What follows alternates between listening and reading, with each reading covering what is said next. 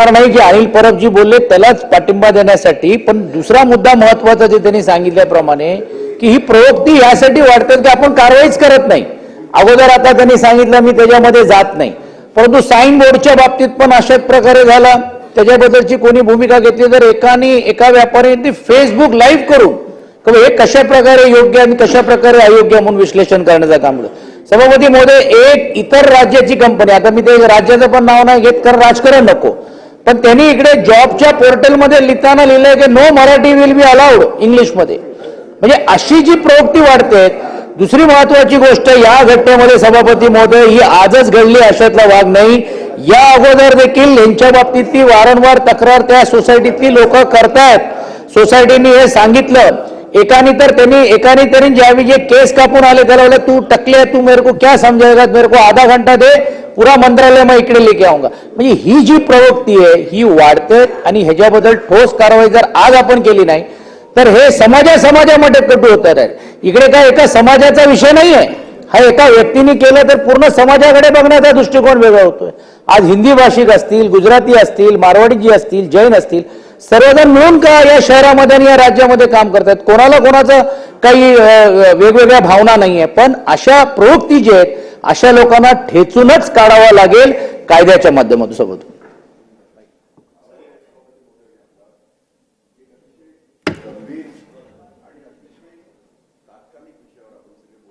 आणि आमच्या सगळ्यांच्या भावना या अशाच असू शकतात, याच्यापेक्षा वेगळ्या काय तुमच्या वेगळ्या असतील असं आम्ही अजिबात म्हणालेलो नाही.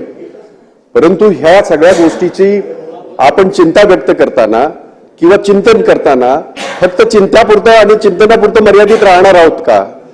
ही जी काय म्हातारी मेल्याचं दुःख नाही, काळ सोकावलाय आणि अशा पद्धतीने काळ सोकावलाय की ही म्हणण्याचं धाडस महाराष्ट्रामध्ये, छत्रपती शिवाजी महाराजांच्या महाराष्ट्रामध्ये, शाहू फुले आंबेडकरांच्या महाराष्ट्रामध्ये यांचं धाडस कसं वाढतं की तुम्ही आता सरकार बदललंय, तुम्ही आता मारवाडी भाषेतच बोला, ही सांगण्याची त्यांची हिंमत कशी होते?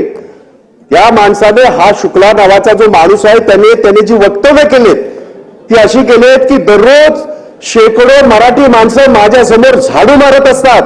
अशा पद्धतीची वक्तव्य, एवढा माज, हा माज कसा काय आणि कशाच्या आधारावर? आणि तुम्ही कितीही प्रयत्न करा, तुम्ही पोलिसांकडे जा, सरकारकडे जा, मला जे पाहिजे ते मी करू, हा माज कसा काय? आणि ही त्याची सगळी वाक्य मी सांगितली, माझ्या पदरचं एकही वाक्य याच्यामध्ये नाही आणि आपल्या सगळ्या वृत्तपत्रात आलेलं आहे. याच्याने तुमच्याकडे मी बोटं दाखवण्याचा प्रयत्न करत नाही, परंतु आपण या महाराष्ट्राचे आहोत, छत्रपतींचा महाराष्ट्र म्हणतो, शाहू फुले आंबेडकरांचा महाराष्ट्र म्हणतो.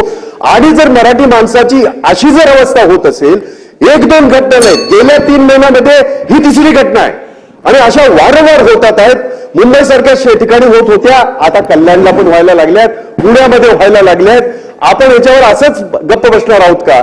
आणि म्हणून याच्यामध्ये सरकारचा 289 कसा होतो, जो मी सांगण्याचा नेहमी प्रयत्न करत असतो, जो माझं कर्तव्य आहे, सरकारची याच्यामध्ये जबाबदारी आहे. सरकारने याची नोंद घेतली पाहिजे. सरकारची जी कारवाई ती आम्हाला अपेक्षित आहे.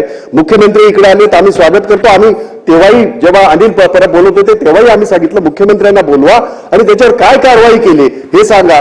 विनंती एकच राहील, असे माजलेले माजोरडे जे अधिकारी आहेत, ज्यांना हा माज आलेला आहे, या अधिकाऱ्यांना सुद्धा जरब मराठी माणसाची, मराठी भाषेची आणि आमच्या सगळ्या अस्तित्वाची, आमच्या संस्कृतीची राहायला पाहिजे, याची मात्र आपण दखल घ्या, एवढीच आपल्याला विनंती आहे. सभापती महोदय, परब साहेब, सभापती महोदय,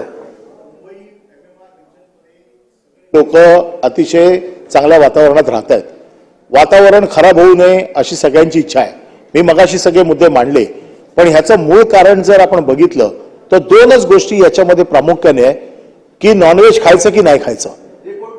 हे कालचं पण जे प्रकरण जे झालेलं आहे, हे तुम्ही मराठी लोक मांसाहारी खातात, इथे घाण करतात, याच्यावरनं झालेला तो वाद आहे. आता हे सगळे मोठे मोठे बिल्डर, जे जैन बिल्डर आहेत, या लोकांनी मराठी माणसाला नॉनव्हेज खायचं नाही खायचं याच्यावरनं घरं द्यायची बंद करून टाकली. आज याची स्पष्टता मुख्यमंत्र्यांनी द्यावीच लागेल आज की या मुंबईमध्ये किंवा देशामध्ये किंवा महाराष्ट्रामध्ये आम्ही काय खायचं हे कोण ठरवणार? हे कोण, दुसरं कोण ठरवू शकत नाही. मला बिल्डर नाही ठरवू शकत की मी काय खाणार आणि मी काय खायचं, काय राहायचं, कसं राहायचं, हे अधिकारी त्या माणसाचे वडील वारले, त्याने केस काढले, त्याला सांगतो टकला मेरे को क्या सिखाएगा, तो म्हणतो माझे वडील वारलेत, तो ना आधा घंटा मुझे दे दो, आधे घंटे में तेरे को सिखा देता हूं. हा अधिकारी जर अशा पद्धतीने मंत्रालयाच्या जोरावरती, जे मंत्रालय मराठी माणसाचं मंत्रालय म्हणून ओळखलं जातं, तिकडे सांगतो की 56 लोक तिथे झाडू मारतात माझ्या समोर, आणि अशा अधिकाऱ्यांवरती आज मुख्यमंत्री कारवाई करणार आहे की नाही. मला याची चिंता बिलकुल नाहीये की कारवाई होते की नाही होते, पण याच्यात उद्याची मुंबईतली दंगल किंवा मुंबई किंवा MMR रिजन मधली दंगल लपलेली आहे, एवढंच लक्षात ठेवा. जे ट्रेन मध्ये चाललंय, तुम्ही भाईंदर पासून ट्रेन मध्ये या, प्रवीण दरेकर तुम्ही राहता बोरिवलीला, दहिसरला, कधी ट्रेन मधनं तुमच्या इकडचे लोक येत असतील, 34 सीट देत नाहीत मराठी माणसाला. काय चाललंय मुंबईमध्ये? चाललंय 34 सीट मराठी माणसाला मिळत नाही, अडवून देतात जागा. आणि याच्यामध्ये जर उद्या दंगल झाली, याच्यामध्ये जर मराठी माणसाने कोणाला मारलं, तर मग मराठी माणसावरती, आता ह्या माणसाला काल रात्रीपासून मी शोधतोय, पोलीस त्याला काल कल्याणला घेऊन निघाले, सायन हॉस्पिटलला घेऊन जाऊन सांगतायत नेला म्हणून. सायन हॉस्पिटल पर्यंत हा माणूस पोहोचलेला नाहीये.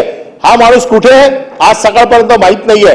काल रात्री मी या माणसाशी बोललो, ते म्हणाले पोलीस मला घेऊन कल्याणवरला निघालेले आहेत, कुठे घेऊन चाललेत मला माहित नाही, त्याची तक्रार दाखल कधी झाली मला माहित नाही. पण काय भीती आहे की नाही कोणाला? काय कोणी उठतंय सरकारच्या नावावरती दादागिरी करतंय, कोण म्हणतंय अभी बीजेपी की गव्हर्नमेंट आई है, मारवाडी में बात करनी पडेगी, मराठी माणसाला कार्यालय नाकारलं जाते. या महाराष्ट्रात मराठी माणसाने राहायचं की नाही हे आता मुख्यमंत्र्यांनी आम्हाला सांगावं, म्हणून ही टूल लावलेली आहे. सभापती महोदय, या ठिकाणी